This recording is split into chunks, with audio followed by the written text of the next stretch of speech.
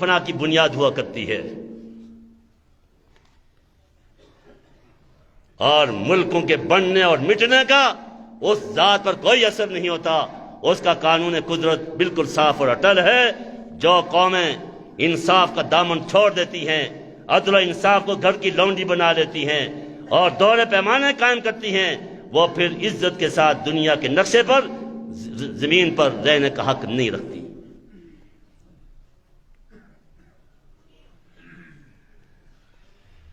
میں اور آپ کس دہرائے پہ کھڑے ہیں؟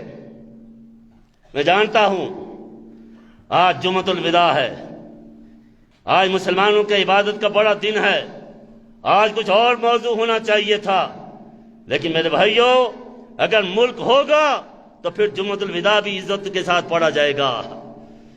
ملک ہوگا تو پھر یہ پیشانی سب کے سامنے جھکائی جائے گی، اور اگر ملک ہی نہیں ہوگا تو پھر نتیجہ کیا ہوگا؟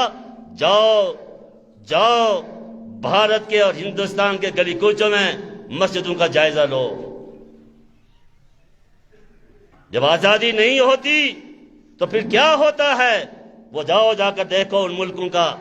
اور جب دین کی نعمت کی ناقدری ہوتی ہے تو جا کر اسپین کو اور دوسرے ملکوں کا جائزہ لو، جہاں 800 سال تک یہ اسلام کا اور دین کا جھنڈا لہراتا رہا، اللہ کی کبریائی کا اور جناب رسول اللہ صلی اللہ علیہ وسلم کی رسالت کا جھنڈا لہراتا رہا۔ لیکن جب قوم باغی بنی تو آج دنیا کے نقشے پہ وہ قوم اور وہ ملک ان ملکوں میں ہے کہ جہاں ڈھونڈنے سے بھی ایک مسلمان کلمہ پڑھنے والا نہیں ملتا۔ یہ اللہ کا ایک فطرتی نظام ہے اور طے شدہ ضابطہ اور اصول ہے۔ لئن شکرتم لازیدنکم ولئن کفرتم ان عذابی لشدید۔ کھلا اعلان ہے، اس اللہ کی کسی کے ساتھ کوئی رشتہ داری نہیں، اس نے اپنے آپ کو رشتوں سے پاک کر رکھا ہے، کھلا اعلان کر رکھا ہے۔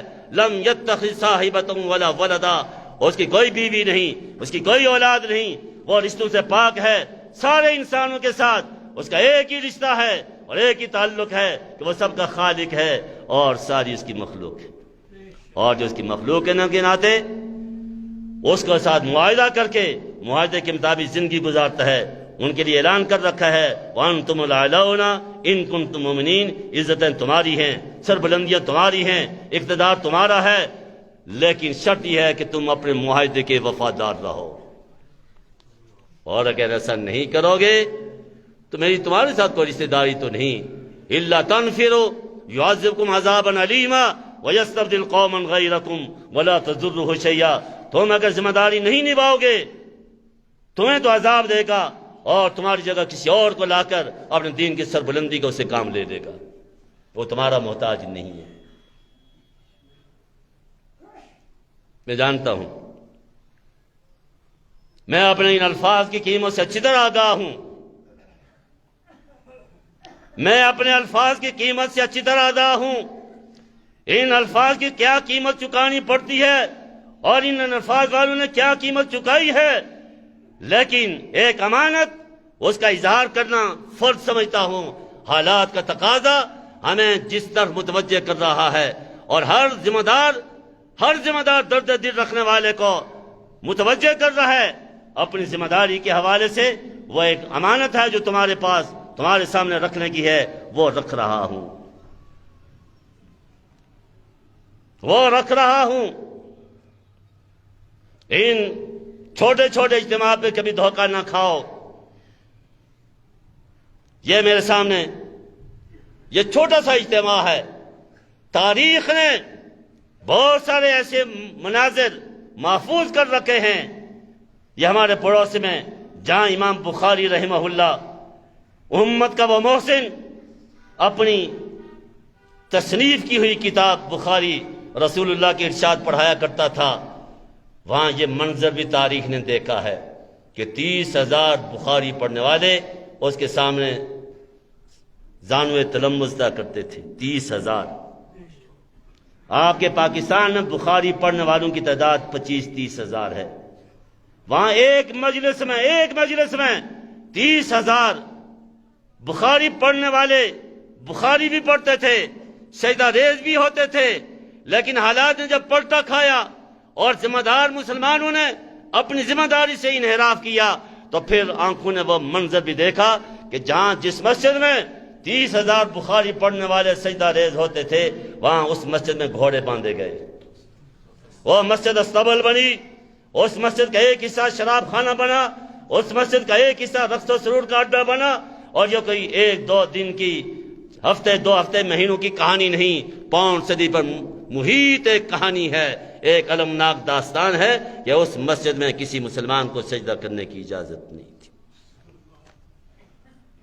کہاں ہو؟ کس پہ ناز کر رہے ہو؟ جب اوپر سے مملکتی نظام کی عدل و انصاف کی چھتری ہٹتی ہے تو پھر انقلاب آتے ہیں، اور پھر ان کے انقلاب کے نتیجے میں پھر یہ منظر بدلتا ہے کہ وہ اللہ کا گھر جہاں 30,000 بخاری پڑھنے والے سجدہ ریز ہوتے ہیں وہ ایک مسلمان کو بھی سجدہ کرنے کی اجازت نہیں دی جاتی۔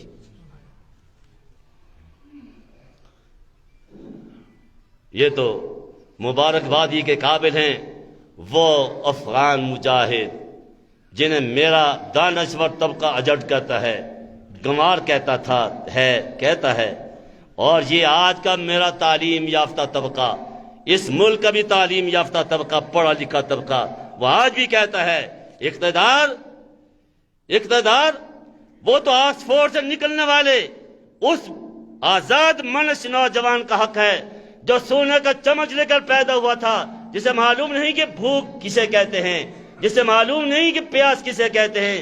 یہ گنوار داڑھی پگڑی والے جنہیں 2 رکعت کا جنہیں امام بنایا گیا ہے، انہیں کیا معلوم کہ قوموں کی امامت کیا ہوا کرتی ہے؟ عام کہتے ہیں۔ اللہ جزائے خیر عطا فرمائے ان گنوار، ان اجڑ کے لقب قبول کرنے والے ان مجاہدین اور سرفروشوں کو جنہوں نے جان پہ کھیل کر، عزتیں داؤ پہ لگا کر اس بخارا کی مسجد کو بھی آزاد کروایا، اور آج پھر عزت اور احترام کے ساتھ مسلمان اپنا سر وہاں جھکا رہے ہیں۔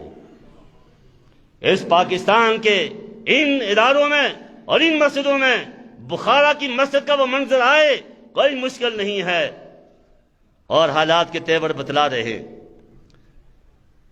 بین الاقوامی لابیاں جو کھیل کھیلنا چاہتی ہیں وہ بتلا رہی ہیں، اور وہ وارننگ دے رہی ہیں، وہ خبردار کر رہی ہیں درد دل رکھنے والوں کو کہ آنے والا یہ منظر کہیں تم یا تمہاری نسلیں نہ دیکھو، ذمہ داری کا احساس کرو۔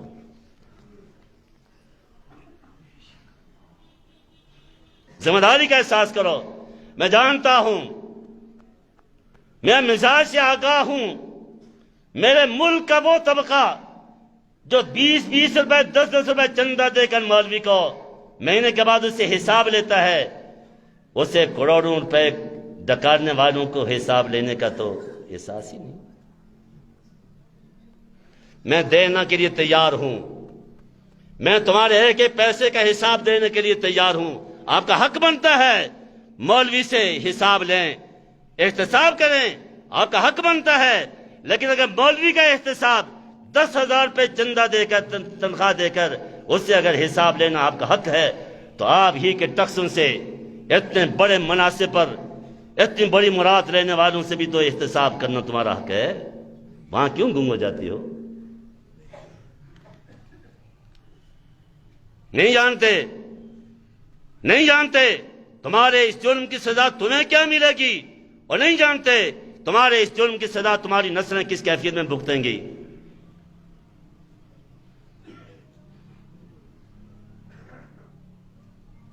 ایک فرض ہے جو ہم نے ادا کر دیا،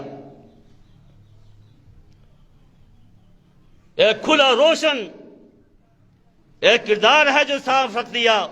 انگلی اٹھاؤ کسی ایسے شخص پر جسے تم گالیاں بھی دے رہے ہو، جسے تم مورد الزام بھی ٹھہرا رہے ہو کہ اس نے بیت المال سے کوئی رائی برابر بھی کرپشن کی۔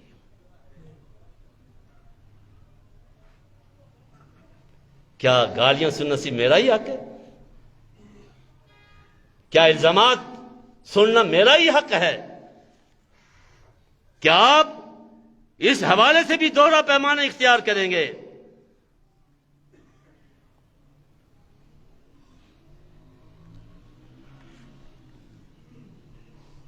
آنے والا منظرنامہ اور آنے والا مستقبل جس چیز کی خبر دے رہا ہے، اور دور بھی نگاہ رکھنے والے جو منظر بدلتا ہوا دیکھ رہے ہیں، آپ کو آگاہ کیا جا رہا ہے ابھی بھی وقت ہے، ابھی بھی وقت ہے، ابھی بھی وقت ہے۔ اپنے اپنے نسلوں کے ایمان، دین اور ان کی عزت آبرو کے تحفظ کے لیے اپنی ذمہ داری کو پہچانو۔ ہمارا کچھ نہیں ہے، ہم اگر مسجدیں چھوڑ کر تمہارے ساتھ بازار میں آ کر بیٹھ جائیں، انشاءاللہ تم سے اچھا کمائیں گے، اچھی زندگی اختیار کر لیں گے، لیکن اگر یہ طبقہ مسجدیں چھوڑ کر بازار میں آ گیا تو پتہ ہے کہ ارتداد تمہاری نسلوں کو کیسے کھائے گا۔